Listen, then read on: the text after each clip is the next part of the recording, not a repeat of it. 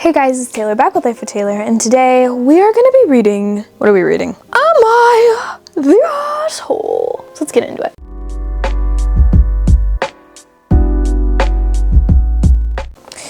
Alrighty, let's get into it. Alrighty, am I the arsehole for making a call that got my neighbor's dog taken by animal control? Probably not, but let's see.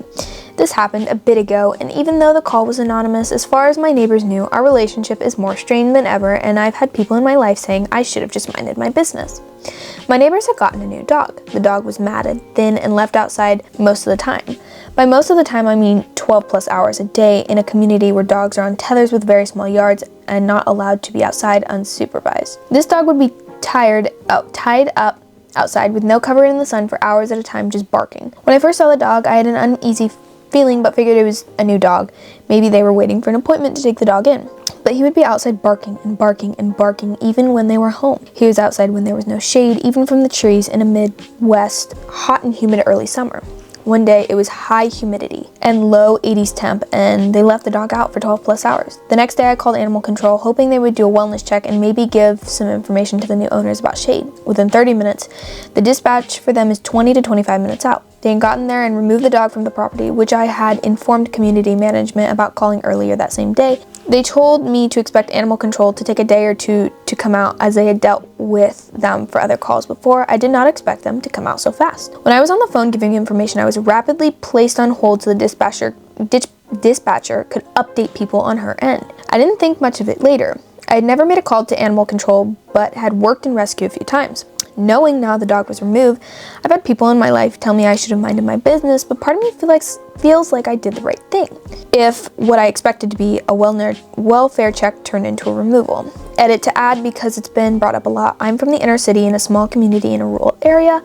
The mind your business comments are coming from the strain of city slicker butting into country life type people.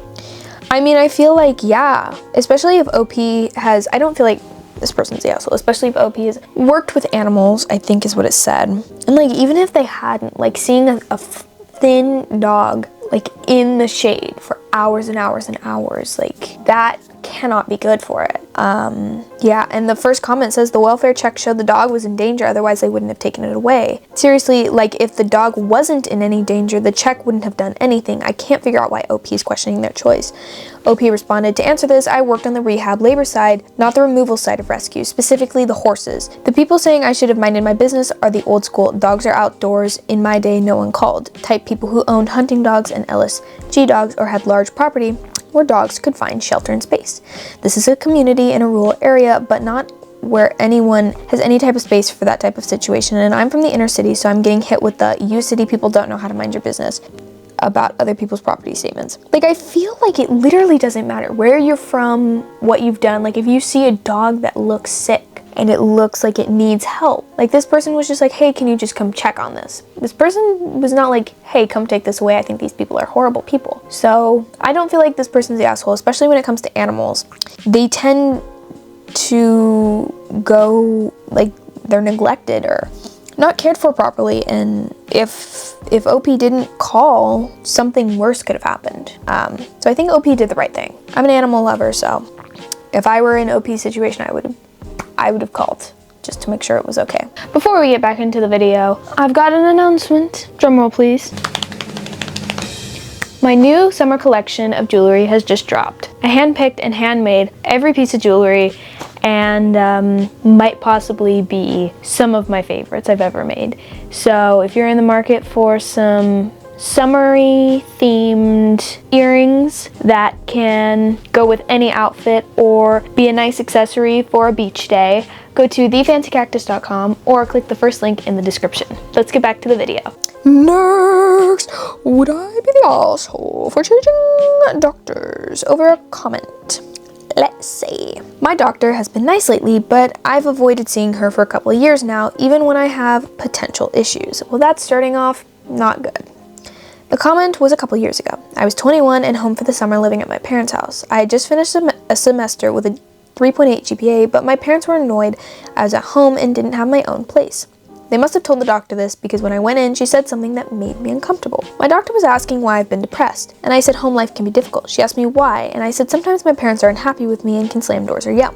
My doctor said, don't you think you deserve that because you're not doing what you're supposed to do? I'm a passive person, so I just said yes in the moment, but internally, I was very hurt. Okay. I'm obviously not in the medical field. However, as a normal person, I don't feel like this is what should have been said. This doctor sounds not helpful. Let's keep reading. I know it's my fault to have still lived with them at the time, but it felt unprofessional for her to say I deserved an obtrusive home because I wasn't doing much when I just finished a successful semester. I barely know anyone in their early 20s living away from home besides college time, and my parents are allowed to have whatever rules they want, but I don't think it's fair to think of someone as a failure for not living alone at 21. Ultimately, I left my parents' house the next summer because I didn't want to deal with them anymore, but I'm also considering switching doctors. Would I be the asshole if I switched? I feel bad because this doctor's been mostly good to me, but I feel really unable to trust her and scared to see her since she made that comment. Yeah, if you feel like this doctor's untrustworthy, like if she's saying that about someone's home life, what about like the medical advice, you know? The whole thing just seems so unprofessional. Yeah, somebody said you would not be the asshole. That comment was extremely judgmental and inappropriate. Another person said, I was shocked when I read it. I swear my mind instantly made a whole image of the doctor in the face OP describes. Living at your parents' house at 21 is very normal. I don't understand why they made such a big deal out of it. Good for OP for leaving the toxic environment. Somebody saying, yeah, they shouldn't be talking with the parents considering OP's not a minor. Yeah, I think they should switch doctors. So go do that. The next one is, would I be the asshole if I didn't tip our guide for kayaking with dolphins? That sounds scary. They have like teeth and shit. My partner and 4 of our kids, age 11 to 18, are going on a guided kayak with dolphins tour in Virginia Beach in a few hours. The tour cost was $400 and we'll be using 3 kayaks for 2 hours. I'm not sure if other people will be on the tour with us or if it will just be our family. Our kids are very well behaved, respected, and follow directions well. We just booked this yesterday and this was a last-minute trip. This morning we received an email that stated tipping is customary. I don't know if this is common language or not, but I personally didn't appreciate that we were not made aware of this at the time of booking. While I think $400 for a 2-hour guided tour for 6 people is a very reasonable price, an extra $80 tip, 20%, was not in our budget and we may have considered other activities had we known. Given decent service, I'm always one to tip 20% when appropriate, like eating at a restaurant. However, I think tipping culture in the US is out of control because I think the company should be required to pay their employees a livable wage. Why should any company get nearly free labor? So how big of an asshole would I be if I didn't tip or only tip 10%? Again, I think the last minute email about tipping was sneaky, but I don't want to punish the employees for that. But I also don't like the idea of giving in when I feel like I've been manipulated. Interesting. Yeah, that sounds like seems a bit like they're trapping you. They're like, oh, you just paid $400? Well, you have to tip 20%. For like a $500, that's crazy. But there's an edit. I don't think this person's the asshole. Let's read the edit. Thank you guys for the explanations and opinions. I'm planning to tip roughly $50, possibly more or less, depending on the effort of the guide. I still think tipping culture is bullshit, and companies should be required to pay their employees a livable wage, but I'm not going to punish an individual for something they can't control. I agree with that. Partially due to my nature and mostly due to the way I was raised, I'm a really bad people pleaser. I don't like to ever let anyone down or disappoint people, even at my own expense. I'm actually working on it in therapy, so I didn't want to be taken advantage of. Now that I know tipping tour guides is common knowledge, I'm okay with the last minute email. It just came off as sneaky initially because I wasn't aware. My adult travel experience mostly consists of laying on the beach once a year while the kids swim. We don't normally do activities like this, unfortunately, due to the super shitty chronic illness I have. But I hate my kids missing out on experiences because of it, so I'm going to do my best to power through this and deal with the consequences later. As long as they enjoy it, it'll be worth it. Update. The guide was great, the tour was great, and we saw a total of about 20 dolphins, once within 5 feet of us, our kayaks. We tipped him $50 cash and he seemed incredibly happy with that. The best part was, even though I was terribly sleepy and struggling to stay awake, I have very severe idiopathic hypersomnia. The actual kayaking was not nearly as hard on my body as I expected. Considering how deconditioned I am due to my illness and being stuck in bed 18 plus hours a day. The fact that we were sitting, not standing or walking helped a ton, so this is definitely something we can do again. That makes me feel incredibly happy. I agree. There's a lot of debate in the comments here. I feel like $50 was a good amount. I feel like it also just depends on what you want to do.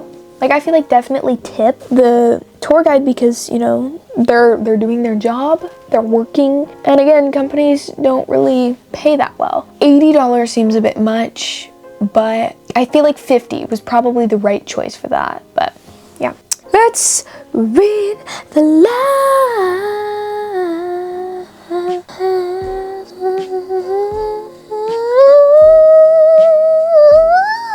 Anyways. Am I the asshole for asking my boyfriend not to stick his chopsticks upright in his rice? I kind of skimmed this one, and I'm already going to say no, but we'll read it anyways. I've tried to post this in the relationship advice community, but got an error message that it should be here. I'm Japanese, 40, female, and in my culture, sticking chopsticks upright into a bowl of rice is considered disrespectful because it's traditionally done at funerals or as an offering to the deceased.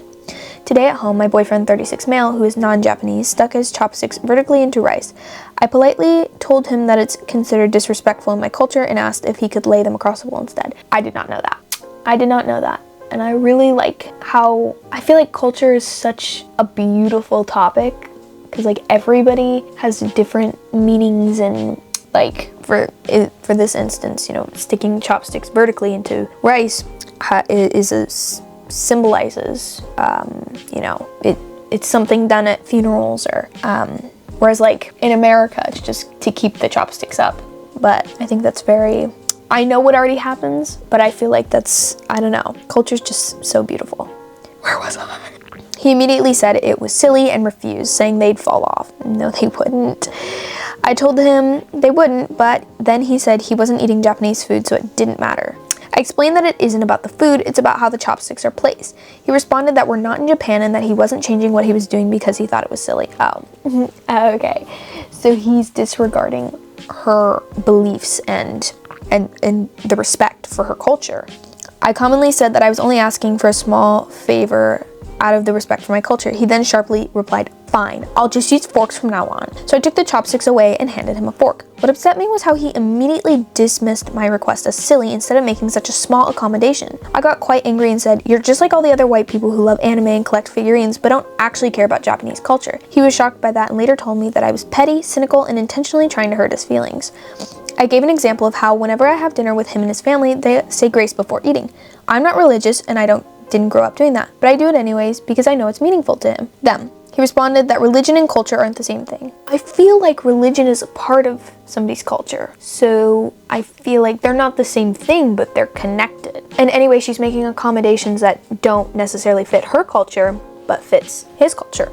But he's not reciprocating, so he's the asshole. He also told me that during couples counseling, our counselor said we shouldn't have expectations of each other. I told him that's not why I'm upset. I'm not angry because he didn't meet an expectation I had. I'm upset at how he immediately dismissed my request as silly and refused to take such a small gesture out of my respect for culture. So Redditors, am I the asshole for telling him not to put chopsticks upright on rice because we are not living on rice since we are not living in Japan? First of all, the therapist is the asshole too. There's an update, but she's answering a lot of questions, so a lot of them don't pertain to what we're reading here. This one says, "This wasn't the first time I brought up the chopstick etiquette. The first time I was just talking about some general chopstick tattoos and he wasn't actually using chopsticks. The second time was yesterday when I brought it up again after he did it. He said he didn't remember me mentioning it the first time. Oh, regarding the counselor's comment, I was trying to keep my original post as short as possible, so I apologize for lacking context,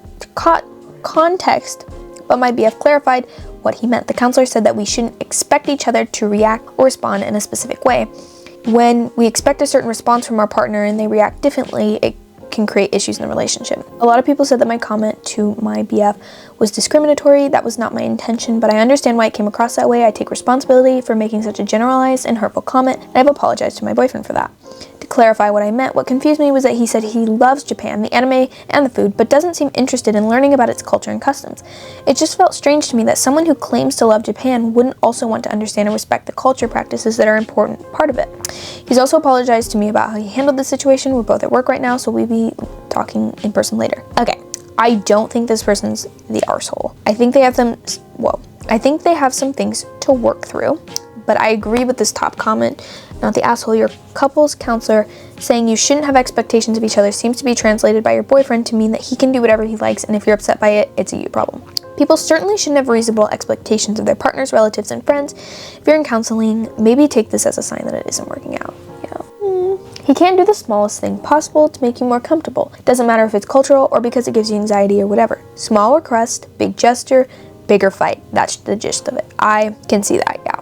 If he's literally not willing to fix his mistake to accommodate for this person and to see their side of it, I just don't think it's working out, and I think they should break up, because he's really not valuing or respecting her culture, even though he says he does, but I don't feel like he really does. So